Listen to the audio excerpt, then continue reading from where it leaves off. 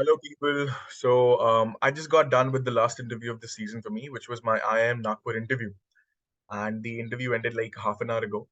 So, yeah, this will be the last video on this MBA interview series. And yeah, let's get right into it. So, this year, IIM Nagpur released many shortlists. I got the shortlist very late, so that was quite surprising for me. So, even if you don't have your name out in the first shortlist or the second one, you can wait because, there's still hope. Now, the interview date was 24th of April, which is today itself.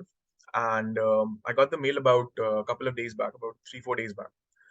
Now, what happens here is that before the interview starts, as in today at 2 p.m., I was supposed to log in for my attendance. Luckily, as soon as I logged in, the person who was supposed to take my interview was already there on the screen. It took like 5 minutes barely. He asked me my name, my cat ID, and all that. And since my interview time was 3:30, he asked me to join back at 3 p.m. So I did that. Now, the interview started at about 3:35 p.m. So I've prepared a transcript for you to give you an idea of the questions asked and how the interview went. So yeah, let's get right into it. There were two panelists, one male, one female. The male panelist was looked like an experienced professor. He was quite old, to be honest. The female professor was about mid 30, mid 40s. Now, the first thing that was done there was they asked for my ID proof. So I showed them my Aadhaar, and interestingly, what I noticed here was what they did was they recorded that bit, as in when I showed them my ID, and right after I was done, they stopped the recording. So I found that a bit unusual, but turns out it's quite normal. I mean, I asked the other interviewees as well, and this has happened to everybody, so not a big deal there. Well, anyway, so after that, the interview basically began. She asked me to give a quick introduction. I did that. Then she was like, "Tell us a bit about your family background." And based on this, the next question pitched to me was, in general, what has been happening in the banking industry in the last 2 years, last couple of years? So I wasn't very well versed in this. I mean, obviously, who is, right? Unless people who are directly related to that field. So I said, whatever news came to my mind at the moment, I said things like a couple of banks were nationalized, so that happened. And this is when the second interviewer intervened, and he was like, "What banks?" So I said, "ICICI." He was like, "ICICI? Are you sure?" I was like, "No, Sam," and I might be wrong here. I'm pretty sure about that. So I was like, "This is just guesswork." He was like, "Okay, it's fine." And then she was like, "Any other news that you may have heard of about the banking sector?" I was like, "The RBI reduced the repo rate and the reverse repo rate was increased. These are some tools that the RBI has at their disposal to basically control the cash flow in the economy." And she was like, anything else?" So I mentioned about how in the budget the fiscal deficit was pegged at 6.9%, which is at an all-time high, and they need to bring it down to 4.5%. The next question asked to me was, again, same related to the banking sector itself. So that went on for a while. In the banking sector, what is financial inclusion and have you heard about it? So I said, I haven't heard about it per se, but I can take a guess, a wild guess as to what it could be, like deduce it. So she said, yeah, go ahead, do that. So I answered, and what basically financial inclusion, as per the wording goes, might suggest. Yeah, I had a sore throat since for the past 2 days, and that's how I gave my interview. Luckily, that did not become a factor there, and but apparently it's becoming a hiccup every now and then now. So please don't mind that. She was like, "What entities are involved in financial inclusion?" So I said, off the top of my mind, a couple of NGOs, startup that need fundraising and all that. So this is when the second interviewer again intervened.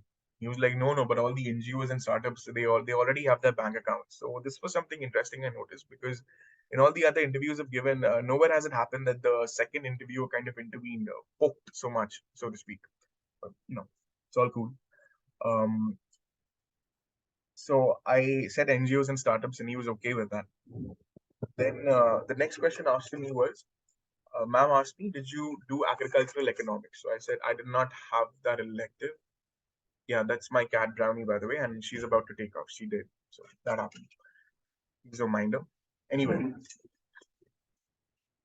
um, did you do agricultural economics? I was like, no, I did not do that because we didn't have that elective. Then she was like, can you explain price discrimination? So I gave my answer there, how it happens, charging different prices for the same product to different brackets of customers. So that was the answer I gave there. And I noticed one thing that there were many follow-up questions being asked on different questions. So the question after this was which companies do it. So I gave examples of airlines as to sometimes it happens that they'll charge different prices for their ticket prices at different price at different points of time. Then she was like, again, a follow up question on the same topic. Is there a supply and demand factor there? I was like, it has to be, because if the supply was, if there was no dearth of supply, the prices would be uniform. So that obviously has to play a role there. Excuse me. The next question was, what are commodities?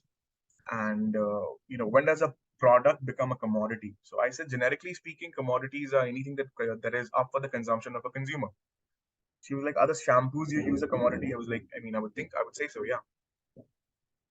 And that was the answer I gave them. Now this is where it got interesting. So whenever you're giving these interviews, you're asked to sit with a pen and paper beside you, because they may ask you to draw something on that. Luckily, that hadn't happened for me until just yet. So she asked me, can you draw a regression line? And that was quite intriguing for me, because I mean, regression, for those of you who don't know, is based on is a subject matter of econometrics. And for those of you who studied econometrics, you would know that it is no, it's not child's play, to say the least. So it had been a while, and I wasn't very well aware of regression models. So I said I won't be able to draw it right now. I'm a bit rusty there. So he was like, okay, that's fine. And that was basically the last question from the first panelist.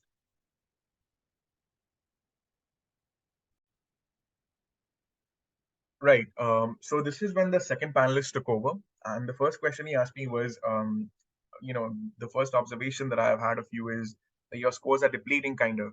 So for those of you who watch my videos, I've mentioned that my profile is 976, and there was a clear reason for that. I was heavily involved in sports. I was the captain of my basketball team. I played hockey in my college days as well. So he was like, "What's the reason there?" So I gave my justification, and then these questions were inclined on the academic part. What was your rank in your college, and how many students were there? So my college doesn't hand out ranks per se, but he was like, okay, even then you would have an estimate of where you stand in your class, right? I was like, if not top 10, so I would definitely say top 15, because my college was pretty stringent with the marking system of theirs. He was like, okay, fine. And then he did ask me, okay, Brownie is back. Yeah, I don't know what she's up to, but right, we'll just have to carry on, I guess. Um, Then he asked me a question. He also did ask me about what was the topper score, just to compare my score to the topper score, just to understand whether the ranking that I'm giving of myself is justified or not. And Brownie has decided to keep sitting there apparently. So yeah.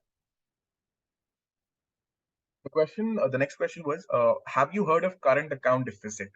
Now, as far as my understanding on this went, I knew that balance of payments is two parts: current account and capital account. So I gave my explanation based on that. But as I was delving deeper into it, he stopped me and he was like, "Are you sure? Balance of would you explain it in terms of that?" I was like, "I mean, yeah, it is a component of that." So we kind of stopped it there. So I feel like the answer I was giving was not right. So I mean, that was a wrong answer on my end, I guess. Again, another question was from the banking sector itself. Now, this I found this very intriguing as to why so many questions were asked from the banking sector itself. I mean, the program that I'm going for at IIM Nagpur, like I had applied for, was MBA core and not banking as a specialization or something. But I feel like these professors must have been from banking background, I guess. So many questions were posed. He asked me, in banking sector, what are the major challenges for PSUs, apart from their performance and all that, because we all know PSUs are they slacken and they're lethargic and all that.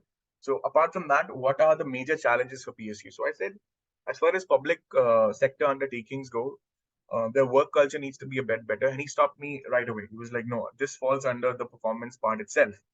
I'm asking about what other major challenges do they face. So this is when again I had to draw my readings of general knowledge and all that, and I said basically there have been a lot of defaulters lately. Nirav Modi, Mehul Choksky, Vijay Mallya, and all that. So there has to be a law that keeps in check the amount that is handed out, and a thorough check has to be done, because many banks have gone bankrupt because of this. So based on this, he asked me, so what are those entities called? Like when they don't repay their loan. So I straight away said non-performing assets. And he was like, yeah, so that's just the one word you need to, one phrase you need to use to describe the answer you're giving. I was like, okay, sir. Now, this is when the interview got very tongue in cheek, so to speak. And here's how. So he was like, I find you're wearing a very good tie. Which brand is it? So first of all, I kind of reclined back and I gave him a good look. So this is the tie I'm wearing. I don't know why he found it so good per se. I said this is about 3 or 4 years old. I mean, I don't remember which brand. It's actually a generic tie, no brand as such. Now, the reason he asked me that was because he was basing his next. I guess this is a psychological question or something. So he asked me why people think to go for a branded tie. I mean, not the branding even is not seen. It's not very visible, and yet people go for it. Like they have a preference for it. Like, does it make sense to you? I said, I mean, obviously it doesn't make any sense to me. I mean, I have never had a dilemma deciding what tie I want to wear today because I have a whole wardrobe of ties. I don't. I have just this one tie. But he was like, no. Can you imagine what goes on in their mind from their perspective? Paying 4 times the price for the same tie that that can come for like half the price. Not half the price. I mean, quite cheap. So what goes on in their mind? I was like, the same thing that leads people to pay 5 times for an iPhone as opposed to an Android. I guess everything is just superficial show off these days. And the next question, he agreed, by the way, he nodded on that. And the next question he asked me was, so what do you think the brand experts suggest the branding needs to be done? And that is what draws people to buy it. So I basically said that obviously, sir, the kudos to the marketing team for promoting their brand so well, which basically draws in people, and they have a huge customer base. And this is not just in the Thai industry, so to speak, but everywhere, just prevalent everywhere. And he said, good and all the best. And the other mom also, wished me the best of wishes, best of luck or whatever. And that was my interview. So it went on for about 13 minutes. Again, like I said, this was my last interview, but I liked how it went on a bit, tongue in cheek towards the end, like I said. And obviously, I could not answer a lot of questions. A lot of my answers were based on guesswork, but I did what I could, and I'm quite content with the way the interview went. I mean, it was a good close to the entire process, I guess. So yeah, if you have any questions, let me know in the comments. I'll answer as many as I can. And to sum it up, this was a very good interview. Good interview, as in the interaction was very good. And yeah, I had fun. And best of luck, because the interviews will still go on till 27th of April. So best of luck to any of you who have your interviews lined up. And the results will be out, I guess, next month or maybe even after that. I'm not too sure about that. So yeah, thank you so much. Bye bye.